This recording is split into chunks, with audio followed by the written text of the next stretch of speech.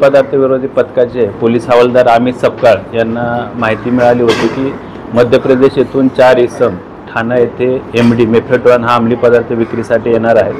त्या अनुषंगाने अंमली पदार्थ विरोधी पथकाचे पोलीस निरीक्षक राहुल मस्के आणि त्यांच्या पथकाने एसीपी दौंडकर यांच्या मार्गदर्शनामध्ये सापळा कारवाई आयोजित केली।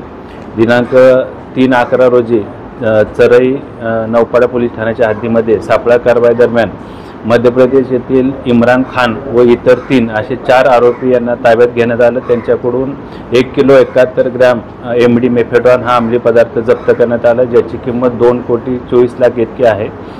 इम्रान खान हा आणि ते इतर आरोपी हे राहणारे मंदसौर मध्य प्रदेश येथील आहेत। यांच्यावर पूर्वी 7 आणि 2 असे वेगवेगळ्या प्रकारचे शरीराविरुद्धचे किंवा मालमत्ता विरुद्धचे गुन्हे दाखल आहेत। सदर आरोपींचा पोलीस कस्टडी रिमांड हा 15/11 पर्यंत आहे।